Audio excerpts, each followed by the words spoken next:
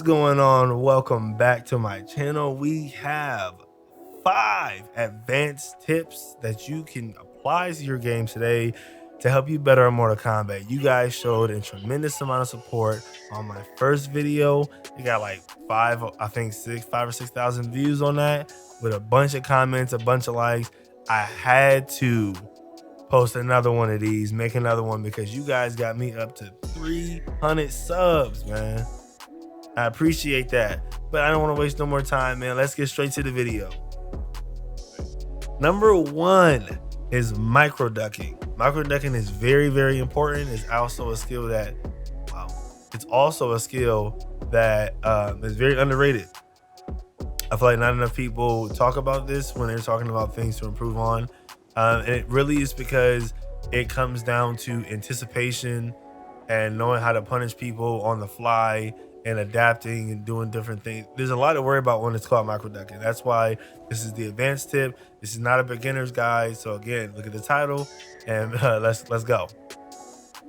Laura doing a high attack. So she's doing a mid into a high attack.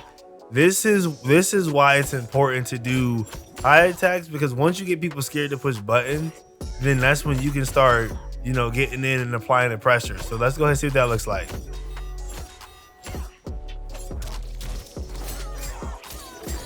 So that's important. You really want to learn how to micro duck, because look at that, off of a high attack, you're getting punished that much off of a high attack. Again, they're getting punished off of a high attack. So again, you can punish those high attacks, especially. That's something that I'm working on right now. I was getting killed by a Johnny Cage earlier, so that's something that I'm currently still working on. So also what people will do is they'll check you. They'll try and hit you with a kick. People like to go in for that grab, right? So I'm gonna show you how to counter that. There's a tendency that people always seem to have, right? And it's this kick into a dash grab. So I'm gonna show you what to do even if they hit you. Just like that. And then you can just start, you'll get used to it. And then once you start getting used to people doing that, then they'll try to mix it up, or they'll think twice about running in and grabbing. So moving on to number 2, I call this the fuzzy duck method, fuzzy block duck method. I don't know. What it's used for is you're just ducking and you're fuzzying the guard, right? And you're fuzzying it because you don't know if they're gonna grab or if they're gonna do a high or a mid, right? All right, so I have them set to attack. I'm gonna show you what that looks like. Right, so then he does it into the grab. Now I'm gonna show you how to fuzzy block, right? You're gonna like fuzzy duck just in case he hits you or he goes in for the high attack or goes back into a mid or whatever. So this is what it looks like. Now, if you see me, I still blocked. I still blocked when he did that. After he went for the grab, I still blocked because I didn't know if it was a high coming or was a grab coming. So fuzzy block it. I hope I'm saying it right. Now, you can also do this on wake up, right? Now, let's say he knocks me down. All right, so we're gonna have him knock us down and then we're gonna have him going for the grab. Now, look, I fuzzy it. Now, if you can see my inputs, I did block, but I blocked not knowing what was gonna come. Let's do that again. I fuzzy the block because I didn't know what was coming. If you see he's attacking, cool. If not, you need to grab, you got the time, you need to execute. So you want to postpone the block. When you initially get up, you want to fuzzy guard that block. As soon as you get up, you want to stand there and then you want to block. Okay, so number 3 is delayed wake ups. So what is that? That means when you get down, you have a delayed wake up. So what you want to do is not only do the delayed wake up, but if you know your opponent's tendencies, do the delayed wake up into your fastest attack button, right? So you want to do something like this. So you can really get a full punish. So you just want to make sure you're using your fastest button, because sometimes when they're in your face, you might not be able to punish them with a slow attack. So like I wouldn't be able to, like I can't do that. Like that's 28 frames to try and hit him. All right, so another example, I know there's been plenty of times where people have been in the corner with Baraka, and then also some of the moves you can do this with Johnny Cage, like some of his overhead moves. You can wake up, do a delay wake up into a an up block, because you know the first two moves are gonna whiff because you're gonna be delay wake up. So let's say you get in a situation like this, you get knocked down, and you know he hit you with that move, you don't want to guess. So let's see, this is what you do. Duck it, and you're out of there. Oh my gosh, you're out of there. So it works both ways, right? So you could just practice and see what moves work, what moves don't work, but then you can also train your brain and start thinking like, okay, if he does this move, I got to duck. If not, this one, I can just wake up and attack like this. And at that point, you can just wake up and attack. But you can't do that with this one. You got to wait.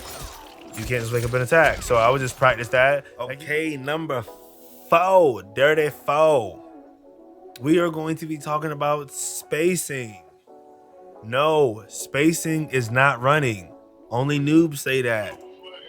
How do you figure out how much space you need, or how do you figure out the correct spacing for your character? Your spacing is whatever space your character is safe at, right? Where you can punish them, where you have the best setups, where you have the most pressure, right? Like Tanya doesn't have that much pressure right here up close like that. So I know she has a standing 7, but most characters have a standing 7. So her pressure isn't all of that, and her back 3 is, you know, a low hit. Her best space is like right here, because I can hit you from here, and you can't hit me from here. So if I stand here, let's see. Now Scorpion also has far range as well, so let's check it out, right? But Scorpion can't hit her from here. The second hit will, but if we swing at the same time, I'm gonna hit him first. Same space, boom, I'm hitting him. This is the space right here where I'm comfortable at. Your spacing is whatever character you have. If you have a Johnny Cage, this is your space right here. If you have a Lee May, for real, Lee May can be here. No, she might not have attacks that can reach that far, but her flying knee fly all the way over there and hit you. And then you have somebody like Natara. Natara, her spacing is anywhere but here. Anywhere but right here.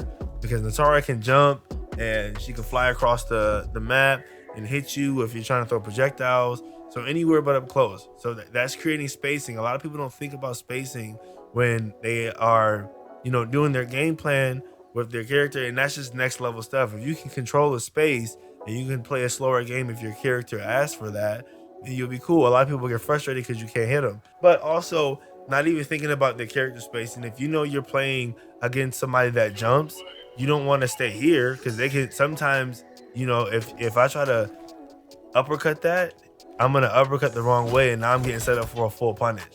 If you're playing against a jumper, stay here. They jump, you dash back and punish them when they land. Or because they're gonna try to jump. They're gonna try to jump and kick and whiff it, and you punish them if you have a jumper. So sometimes I'll pick Serena for that space while they're trying to dash in.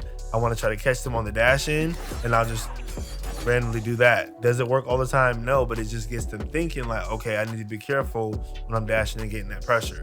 Do things that'll help you create the space, even if you got to get somebody that'll help you teleport so you can get out of the corners if you keep getting caught in the corners. Control the space, figure out where your weaknesses are. Even if, like, is your weakness here? Do you not do good with pressure? Do you not do good full screen, right? And at that point, you can play with the cameos, play with different characters, and figure out how do you avoid being in those spaces. Think about the spaces you're in and what parts make you uncomfortable, and practice that. So tip number 5, last but not least, watch yours and other people's replays. All right, so what you want to do is you want to go in here, and I always go to Elder God, and you just want to find somebody that's playing with the character you play with. So I play with Tanya Striker. or if I was playing with Tanya Striker, I see this Tanya Striker person is number 3 ranked in Elder God. So I'm gonna click on his name and I'm gonna go over here and look at the replays and see who he's played, and you know, watch these games, learn from him and the games he played with Tanya, and I want to see what is he doing differently with his Tanya than I'm doing with mine. But also, do not ignore watching your own replays. You want to watch your own replays because you can see where you went wrong at, especially the ones you lose. Usually the ones I lose are the replays that I go back and watch the most, because if I lost, then I made some mistakes and see where I can get better at. That's why I said at the beginning of the video, I'm going to start practicing my micro ducking because I played a Johnny Cage player. And I noticed that where I kept getting hit was he kept repeating highs, and I didn't learn, or I wasn't noticing it in game, because I'm thinking of 100 different things on how to get better. Again, these are tips for advanced players or people that want to get advanced and get better at the game. These are ways that I've seen pro players say these are the things that helped him. I'm by no means a pro player. I am somebody that's just trying to spread information out to people on YouTube and just build a little bit of a community. All right, so last but not least, you know I gotta do it. The cameos all have wake up options. Now, not all cameos, not all of the moves are invulnerable to all attacks. I know I seen like Serena's little wake up thing. I don't know if it's a bug or something they gotta fix, but for some reason hers don't have invulnerability to mids. It only just has invulnerability to high attacks. I don't know why, it's weird, but it does that sometimes. But all the ones that I've tested so far, let's say you get knocked down, right? Boom. So you see she was glowing. The glowing means she absorbed the hit, but that one passed because it was a wake up option. That's a mechanic not a lot of people know about. So I don't know how useful that is, but I just want to throw that in there as a bonus.